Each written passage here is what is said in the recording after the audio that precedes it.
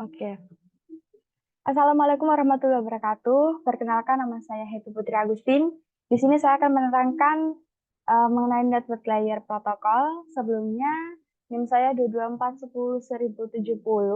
Saya berasal dari Universitas Dinamika, program studi S1 Sistem Informasi, Fakultas Teknologi dan Informatika. Oke. Jadi kita di sini akan membahas mengenai materi network layer protokol. Nah, ini pada bab materi jaringan komputer. Oke. Kita akan belajar mengenai apa itu network layer protokol, fungsinya apa, dan juga tentunya jenis-jenis protokol pendukungnya apa saja pada network layer protokol ini. Nah, ini dia.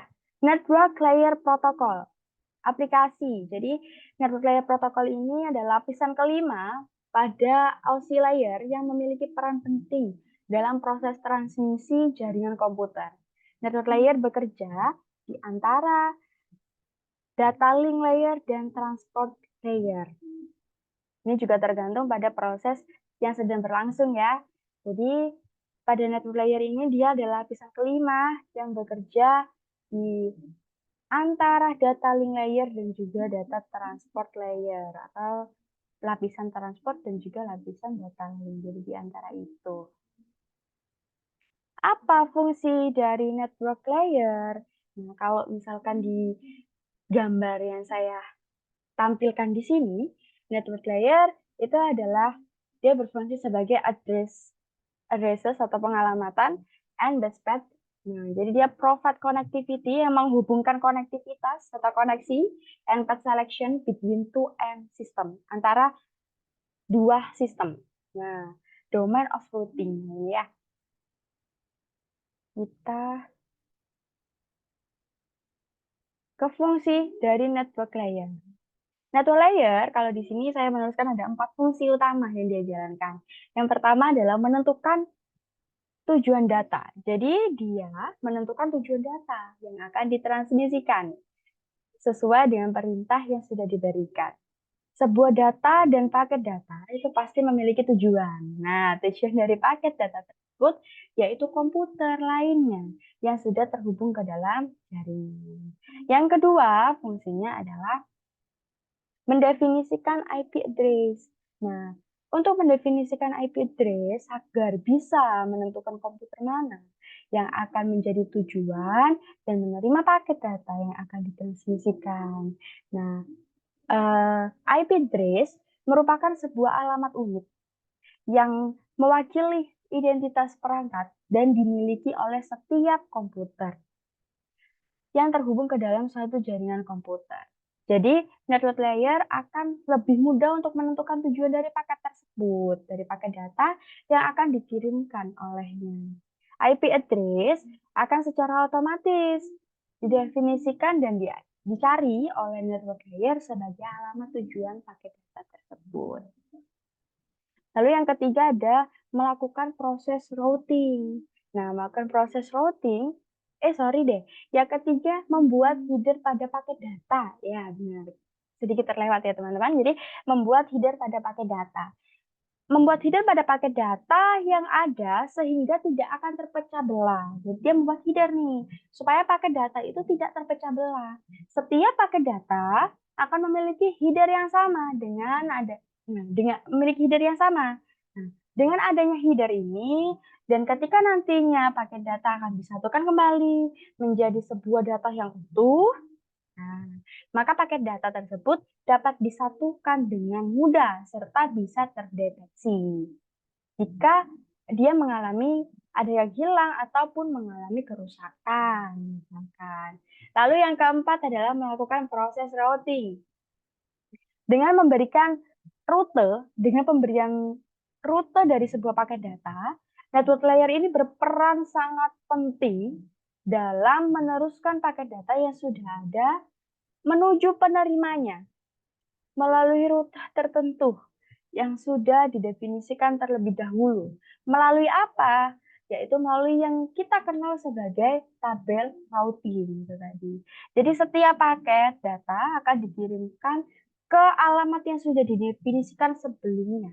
Jadi dia dikirimkan ke alamat yang sudah didefinisikan sebelumnya, sehingga bisa mencegah terjadinya salah alamat ataupun salah tempat. Nah, jadi fungsinya network layer tadi seperti yang pada gambarnya itu pengalamatan. Jadi dia base of faith pengalaman. Dia bertindak sebagai menunjukkan agar tidak terjadi kesalahan alam. Nah, ini adalah gambar dari network layer ya. Kalau kita putus itu seperti kita gambarkan lah ya, kita gambarkan di seperti ini. Di dalamnya itu ada namanya IP, ada IP Internet Protocol, ada IGMP, ada ICMP, ada ERP, ada RARP, apa sih itu ya? Jadi IGMP, ICMP, IP, ARP, RARP itu adalah jenis protokol pendukung dari network layer itu. Nah, ini dia nih. IP itu Internet Protocol. ERP itu adalah Address Resolution Protocol. Nah, kalau RARP itu Reserve Address Resolution Protocol. ICMP itu Internet Control Message Protocol. IGMP Internet Group Message Protocol. Ini dia pembahasannya. Kita bahas satu-satu tentang keempat tadi. Kita bahas mengenai IP atau Internet Protocol. Apa sih Internet Protocol itu? Jadi IP atau Internet Protocol adalah yang menyediakan fungsi. Jadi IP adalah yang menyediakan fungsi yang diperlukan untuk mengirimkan paket dari sumber ke tujuan melalui sistem jaringan yang saling berhubungan untuk mentransmisikan data dalam paket yang disebut dengan datagram. Nah, nanti kita setelah slide ini akan belajar sedikit mengenai datagram itu seperti apa sih? Apa sih datagram itu? Nah, kayak gitu ya. Lalu, seperti pada gambar nih, yang ada pada layar, di situ ada source IP address, ada destination IP address, source IP address atau sumber IP address, dan juga destination atau tujuan dari IP address. Ini namanya datagram tadi ya. Nanti kita akan bahas. Lalu ada tiga tuh, ada connectionless, ada best effort, ada media independent. Nah, itu adalah karakteristik dasar dari IP. Jadi, IP mempunyai karakteristik dasar, ada tiga. Ada connectionless, dia tidak ada koneksi dengan tujuan yang dibuat sebelum mengirim paket data. Nah, ada best effort, IP ini secara inheren tidak dapat diandalkan kalau best effort, karena pengiriman paket itu tidak dijamin. Terus, media independen, pengoperasian tidak bergantung pada media seperti koaksial, fiber optik, dan juga nirkabel yang membawa data. Ya. Oke, sekarang kita belajar mengenai sedikit hal tentang datagram ya. Datagram merupakan paket pesan pada internet layer atau network layer. Nah, IP datagram mengandung alamat IP sumber dan alamat IP tujuan. Atau dia mengandung source IP address dan juga destination IP address. Sebanyak masing-masing itu 32 bit. Nah, 32 bit ini seperti ini. Source IP address itu terdiri dari identification, flag, dan fragmentation offset. Identification itu 16 bit, flex itu 3 bit, fragmentation offset itu 13 bit. Jadi kalau di total itu 32 bit. Pada destination IP address juga seperti itu. Time to live-nya 8 bit, protokolnya 8 bit, header checksumnya 16 bit. Sama, dia destinasinya juga 32 bit. Jadi masing-masing sebesar 32 bit. Nah, IP datagram bergerak melintasi network switching dari satu node, yaitu satu router, ke node berikutnya berdasarkan pemilihan jalur tertentu. Oke, itulah tadi datagram ya. Sekarang kita membahas mengenai karakteristik dari IP. Ya, ada tiga tadi ya, ada connectionless, lalu juga ada base effort, dan juga ada media independent. Nah, sekarang kita pada layar IP connectionless. Nah, connectionless tidak ada koneksi dengan tujuan yang dibuat sebelum mengirim paket data. Artinya tidak ada koneksi end-to-end khusus dibuat sebelum data dikirim. IP tidak memerlukan kontrol dulu. Pertukaran informasi untuk membuat koneksi end-to-end sebelum paket diteruskan. IP juga tidak memerlukan tambahan field di header untuk mempertahankan koneksi yang sudah ada. Nah, jadi pengirim tidak tahu jika penerima itu ada. Pengirim juga tidak tahu jika paket tiba. Pengirim juga tidak tahu jika penerima dapat membaca paket. Lalu penerima juga tidak tahu kapan akan. Oke. Sekarang ke selanjutnya, karakteristik selanjutnya yaitu IP based effort delivery. Bahasanya IP effort delivery ya gitu ya. IP secara inherent tidak dapat diandalkan karena pengiriman paket tidak dijamin. Protokol IP tidak menjamin bahwa semua paket yang dikirim pada kenyataannya diterima. IP tidak memiliki kemampuan untuk mengelola dan memulihkan paket yang tidak terkirim atau rusak. Walaupun terdapat informasi lokasi pengiriman, tidak ada informasi yang dapat diproses untuk memberitahu pengirim apakah pengiriman berhasil, paket dapat tiba di tujuan rusak, tidak berurutan atau tidak sama sekali. IP tidak memberikan kemampuan untuk transmisi ulang paket jika terjadi kesalahan. Maka dari itu dikatakan IP secara inherent tidak dapat diandalkan karena pengirim paket tidak dijamin. Nah, sekarang kita karakteristik yang ketiga, yaitu media independen. Pengoperasian tidak bergantung pada media nih. Media apa itu? Ada koaksial, fiber optik, nirkabel, contohnya ya, yang membawa data. Jadi dia tidak bergantung pada media. Meskipun medianya koaksial, meskipun medianya fiber optik, misalnya nirkabel dan lain-lain, wireless apalah, itu tidak bergantung pada media. Nah, yang membawa data. IP beroperasi secara independen dari media yang membawa data di protokol lapisan bawahnya. Paket IP dapat dikomunikasikan sebagai sinyal elektronik melalui kabel tembaga, sebagai sinyal optik melalui serat, atau secara nirkabel sebagai sinyal radio. Oke, sekarang kita masuk ke jenis protokol pendukung setelah IP ya, setelah Internet Protocol, yaitu IRP, Address Resoluting Protocol. Oke, IRP atau Address Resoluting Protocol itu digunakan untuk mengetahui alamat IP berdasarkan alamat fisik dari sebuah komputer. Setiap host atau perangkat yang terhubung pada jaringan komputer atau jaringan komunikasi ya, dia berkomunikasi menggunakan MAC address yang merupakan alamat fisiknya. Artinya seperti apa? Artinya begini, perangkat hanya dapat berinteraksi satu sama lain apabila memiliki alamat MAC tujuan. ARP digunakan untuk mengetahui alamat IP berdasarkan alamat fisik dari sebuah komputer. Nah, jadi dia itu cuma bisa interaksi apabila memiliki alamat MAC tujuan itu tadi. Oke, lalu jenis-jenis address resoluting protocol atau IRP ada 4 ya. Ada IRP request, ada IRP replay, ada juga refresh IRP request, lalu ada refresh IRP response. Oke, ini ada cara kerja IRP atau ARP ya. Nah, jadi pada gambar ini, terminal dengan IP 141.23.2.56.23 ini dari sumber ya, ingin mengirimkan pesan ke terminal dengan IP 10.1.1.4 sebagai tujuan. Lalu, dia mengirimkan request. Terminal sumber mengirim ARP, request secara broadcast. Nah, tetapi hanya terminal tujuan yang dimaksud yang bisa mengambil ARP request itu tadi.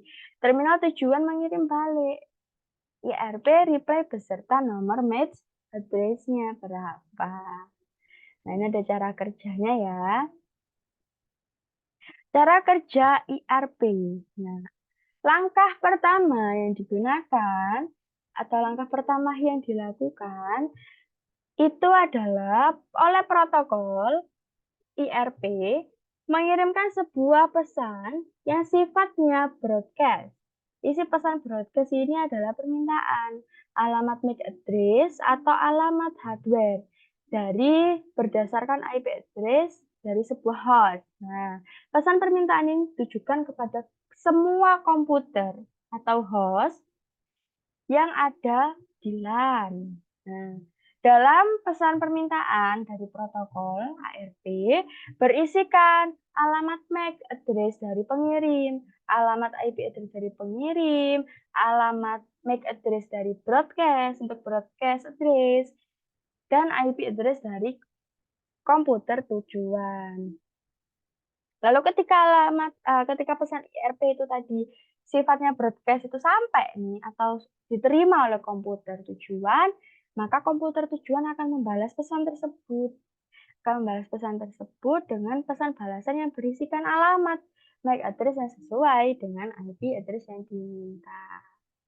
Nah, sekarang kita ke ICMP, Internet Control Message Protocol. Nah, di sini dia digunakan untuk mengirimkan notifikasi datagram yang mengalami masalah pas hostnya.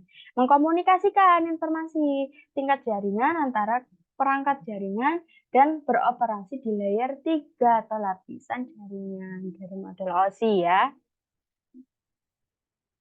Oke, lalu ICMP berfungsi untuk mengirimkan dan menerima pesan-pesan khusus yang berkaitan dengan kondisi jaringan, seperti kesalahan, ketersediaan, atau permintaan informasi. Pesan-pesan ICMP ini membantu sistem operasi komputer jaringan untuk mengetahui apakah komputer tujuan dapat dijangkau, berapa lama waktu yang dibutuhkan untuk mengirim dan menerima data, atau apa penyebab terjadinya gangguan atau kegagalan dalam komunikasi jaringan. ICMP tersedia untuk IP versi 4 dan IP versi 6 ya. ICMP versi 4 adalah protokol pengiriman pesan untuk IP versi 4. ICMP versi 6 menyediakan layanan yang sama untuk IP versi 6 juga, tetapi mencakup fungsionalitas tambahan.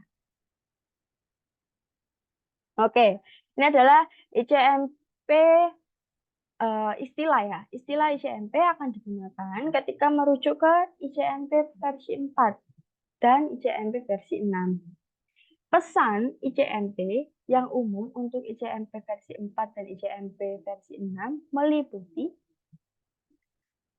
host confirmation. Pesan echo ICMP dapat digunakan untuk menentukan apakah suatu host beroperasi. Lalu, destinasi untuk service unreachable untuk memberitahu sumber bahwa tujuan atau layanan tersebut tidak dapat dijangkau. Nah, layanan tersebut tidak dapat dijangkau, maka ada beberapa kode destinasi unreachable untuk ICMP versi 4. Adalah apa aja itu? Nah, 0 itu net tidak terjangkau. 1 host tidak dapat dijangkau. 2 protokol tidak dapat dijangkau. 3 port tidak terjangkau. Nah, sehingga ada namanya tim exceeded digunakan oleh router untuk menunjukkan bahwa paket tidak dapat diteruskan karena bidang time to live atau TTL. Paket dikurangi menjadi 0 sehingga net tidak terjangkau ya. Lalu ada namanya route redirection. Nah, sekarang kita masuk ke jenis protokol yang keberapa ya? Yang ketiga ya. Ada RARP, Reverse Address Resolution Protocol. Apa itu? Jadi dia ini, RARP merupakan protokol yang bertugas untuk menemukan IP address suatu host yang hanya tahu hardware address-nya saja. Misalnya pada disk/flash machine. Jadi mesin yang tidak punya disk ya. RARP atau Reserve Address Resoluting Protocol ini memiliki fungsi digunakan oleh perangkat dalam jaringan, terutama pada lapisan data link untuk menemukan alamat IP mereka sendiri. Ini terutama berguna dalam situasi di mana perangkat keras biasanya komputer atau workstation memiliki alamat MAC yang ditanamkan, tetapi belum dikonfigurasi dengan alamat IP. Cara kerjanya seperti apa? Jadi seperti ini. Cara kerja RARP, sebuah perangkat yang membutuhkan alamat IP akan mengirimkan permintaan RARP ke jaringan lokal. RARP dalam jaringan akan memeriksa tabel RARP-nya untuk mencocokkan alamat MAC dengan alamat IP yang sesuai. Dan kemudian memberikan balasan dengan memberikan alamat IP yang cocok ke perangkat yang meminta. Ini bisa terjadi pada saat mesin komputer atau router yang baru bergabung ke dalam jaringan lokal. Kebanyakan pada tipe mesin yang menerapkan RARP adalah mesin yang diskless atau yang tidak mempunyai aplikasi program dalam disk. RARP kemudian memberikan request secara broadcast di jaringan lokal. Mesin yang lain pada jaringan lokal yang mengetahui seluruh alamat IP akan meresponnya dengan RARP replay secara unicast. Sebagai catatan, mesin yang merequest harus menjalankan program klien dulu, RARP, sedangkan mesin yang merespon harus menjalankan program server RARP. Oke, sekarang kita masuk ke IGMP, yaitu Internet Group Message Protocol. Nah, apa itu IGMP? Jadi, IGMP adalah protokol yang digunakan dalam jaringan IP untuk mengelola komunikasi multicase. Nah, dalam multicase, data dikirim dari satu sumber ke beberapa penerima yang tertarik pada data tersebut. IGMP digunakan oleh perangkat dalam jaringan untuk bergabung dengan grup multicase tertentu atau untuk meninggalkan grup tersebut. Ini memungkinkan perangkat untuk secara dinamis bergabung dengan atau meninggalkan aliran data multicase sesuai dengan kebutuhan mereka. Dengan menggunakan IGMP, penggunaan jaringan dapat dioptimalkan karena data hanya dikirim ke penerima yang tertarik saja pada konten tersebut. Jadi ini sangat berguna dalam situasi di mana sumber data perlu disampaikan kepada beberapa penerima jaringan tanpa membuat overload lalu lintas, tanpa membuat error, expired atau error atau apa itu. Jadi dia hanya dikirim kepada orang yang tertarik konten tersebut. Ini multicase. Multicase adalah proses pengiriman paket dari sebuah terminal ke beberapa terminal. Sekelompok terminal ini disebut dengan grup manajemen, yang mana setiap terminal bersifat dinamis atau dapat bergabung atau meninggalkan grup dengan mudah. Administrasi grup manajemen diatur oleh IGMP yaitu Internet Group Management Protocol yang kita bahas ini. Ini adalah multicase. Nah, multicase menggunakan alamat kelas D yang dapat diidentifikasi dengan 4 bit pertama, yaitu seperti pada gambar ya, 4 bit pertamanya ada 1110, yang dimana multicase address memiliki range ada 224.0.0.0 hingga 239.255.255.255. Ya, jadi dia diidentifikasi dengan 4 bit pertama, yaitu 1110. Oke? Nah, oke, ini adalah fungsi dan fitur IGMP. Ada membership report. Nah, membership report yaitu di mana dia perangkat dalam jaringan yang ingin menerima aliran multicase akan mengirimkan laporan keanggotaan atau membership ke router multicase setempat. Laporan keanggotaan ini menginformasikan router bahwa perangkat tersebut ingin bergabung dengan grup multicase tertentu.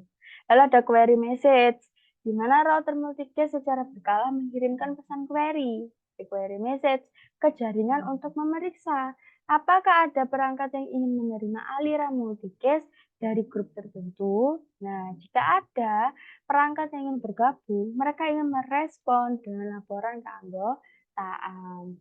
Nah, yang ketiga ada leave message. Nah, ini ketika sebuah perangkat tidak lagi tertarik nih pada aliran multicase, dari suatu grup, ia dapat mengirimkan pesan, "Tinggalkan," gitu ya, bisa meninggalkan, leave message ke router. Ini memungkinkan jaringan untuk menghapus perangkat dari grup multicast tersebut. Ini jenis-jenis IGMP, ada IGMP versi 1, ini versi pertamanya dari IGMP yang paling sederhana. Dia hanya mendukung laporan, keanggotaan, dan tidak memiliki konsep time out yang dapat menyebabkan masalah dalam jaringan yang besar. Lalu IGMP versi 2, menambahkan dukungan. Nah, jadi di versi yang kedua dia menambahkan dukungan untuk pesan tinggalkan dan memungkinkan perangkat untuk secara aktif meninggalkan grup multicast. Ini membantu mengurangi lalu lintas multicast yang tidak perlu di jaringan. Ya, yang ketiga ini versi terbarunya, IGMP versi 3. Eh, ini menyediakan fitur-fitur lanjutan seperti dukungan untuk sumber-sumber multicast yang berbeda dan filtering berbasis alamat. IGMP versi 3 memungkinkan perangkat untuk memilih aliran multicast yang ingin diterima, yang ingin mereka terima dengan lebih tepat. Oke, seperti itu. Nah, bagaimana implementasi IGMP? Implementasi IGMP ada 3 ya, pada tingkat router. Pada router, dalam jaringan perlu mendukung IGMP untuk dapat mengelola laporan keanggotaan dan mengirimkan aliran multicast ke perangkat yang tertarik. Ini memungkinkan router untuk memutuskan aliran data multicast yang harus disampaikan ke grup multicast sesuai. Dalam jaringan yang luas, IGMP sangat penting dalam jaringan itu, terutama internet, di mana pengiriman data multicast dapat menjadi cara efisien untuk menyampaikan konten ke banyak penerima di seluruh dunia.